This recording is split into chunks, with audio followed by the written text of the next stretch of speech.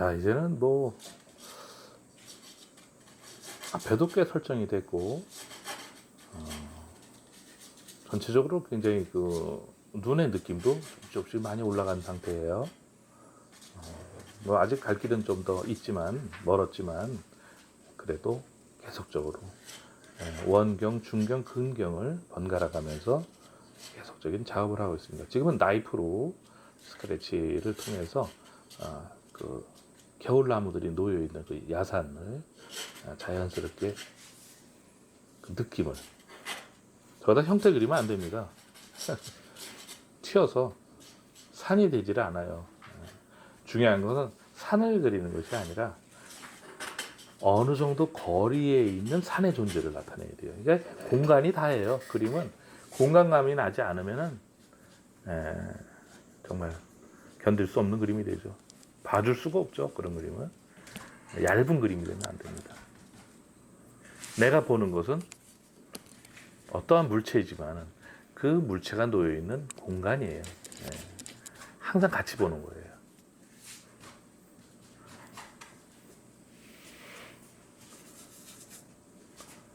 자, 지금은 그 산에 붉은 기운과 녹색의 기운이 같이 어우러져 있죠. 아직 눈이 들어가진 않았어요. 그죠? 눈은 땅 쪽에, 산에 나무 숲에 내린 눈은 바람 때문에 이제 많이 다 사라지죠. 그래서 그건 나무 쪽에서는 이제 눈의 느낌이 거의 잘 없지만 그 사이사이에 놓여 있는 그 야산에 쌓인 눈, 그거와 겨울 나무들이 모여 있는 저 숲, 그것을 또 붓과 나이프와 여러 가지 또 재료를 이용해 가지고 스크래칭을 해서 계속적인 그 공간에 놓인 소재들을 작업하고 있습니다. 그래도 아무튼 저 원경은 전부 배경이 될 것들이에요. 구체화시키진 않습니다.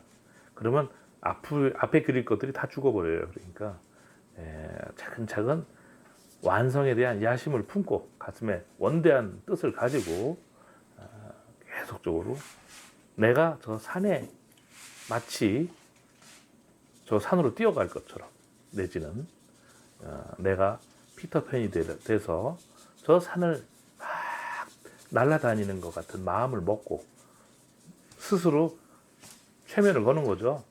내가 날아다녀야 돼요. 형태를 그리는 게 아니에요. 이 리얼리즘이라는 세계는 공간을 날아다니는 거예요. 내가 다 그림을 그렸을 때는 사람들이 저 길을 걷게 하고 싶은, 걷고 싶게 만들고 또 저 길을 걸으면서 노래를 부르고 저 풍광에 빠질 수 있도록 그렇게 작업하는 거죠. 회화에서 근본적인 어떤 원리, 그것은 보통 우리가 일루전의 세계다 이렇게 얘기합니다. 일루전, 영어로 얘기하면 환영 이런 거죠. 실제로 있지 않지만 우리가 상상되어지는 어떤 환상 같은 거, 환영 같은 것을 그림에서 나타내 주는 거예요. 그러니까 풍경화를 보면 마치 그 풍경에 빠질 것처럼 그려지는 것이 풍경화에서 핵심적인 거죠.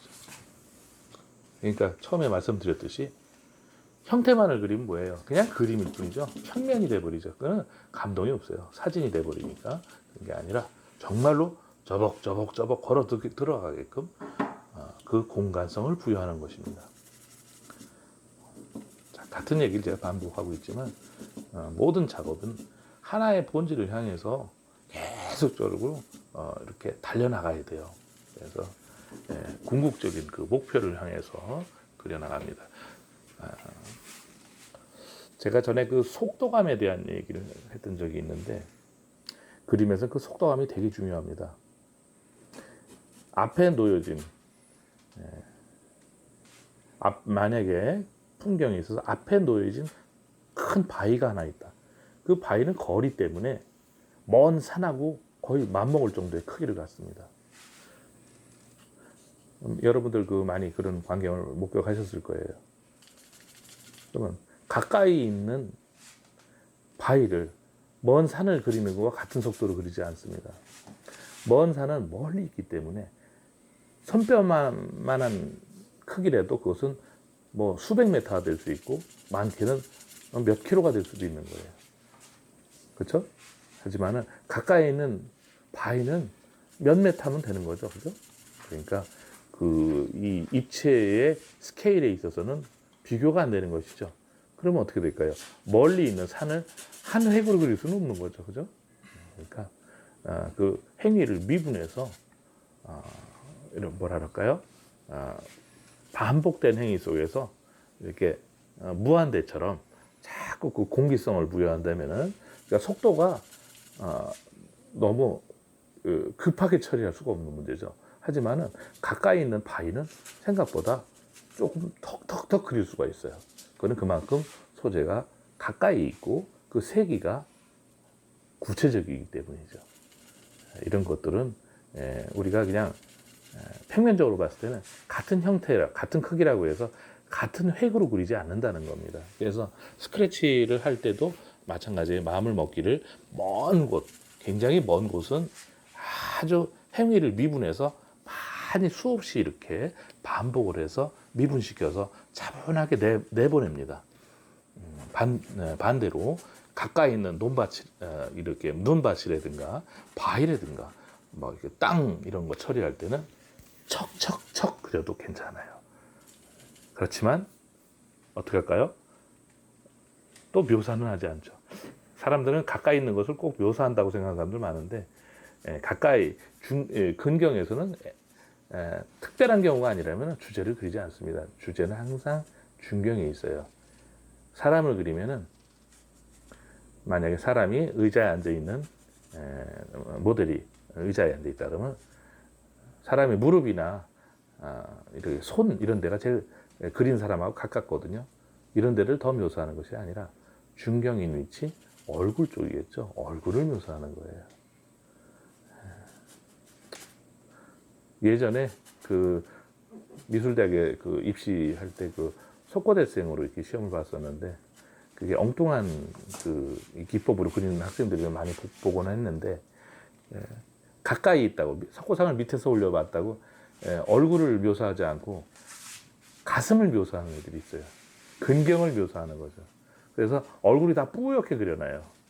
상당히 그러니까 참 문제가 있는 거죠. 그러니까 뭐 소설로 얘기하면은 얘기를 구체화시키지 않고 도입부만 그냥 들이다 설명하는 거예요. 그리고 무슨 내용인지도 별로 없는 거죠. 그런 글은 없죠. 그러니까 항상 클라이맥스가 되는 자리는 궁극에 가서는 묘사를 해야 됩니다. 그 묘사의 정도는 상대성이에요. 그러니까 다른 곳에 비해서 어느 정도냐. 묘사를 항상 파야 되는 게 아니에요. 전체적으로 묘사를 많이 높이는 그림은 전체적으로 묘사를 많이 하지만 이렇게 속도감 위주로 지금 제 그림은 굉장히 그 파워라든가 속도 위주로 하는 그림이에요. 그런 경우에는 그렇게 묘사를 많이 하지는 않습니다. 중요한 한두 군데만 딱 묘사하고 끝이 나죠. 핵심만 묘사하죠. 어쨌든 지금 처음보다는 그 붉은색은 많이 이제 사라졌죠. 자, 점점 얘기 내용이 구체화돼 가고 있습니다. 점점 주제성이 드러나기 시작할 겁니다. 계속 지켜봐 주세요.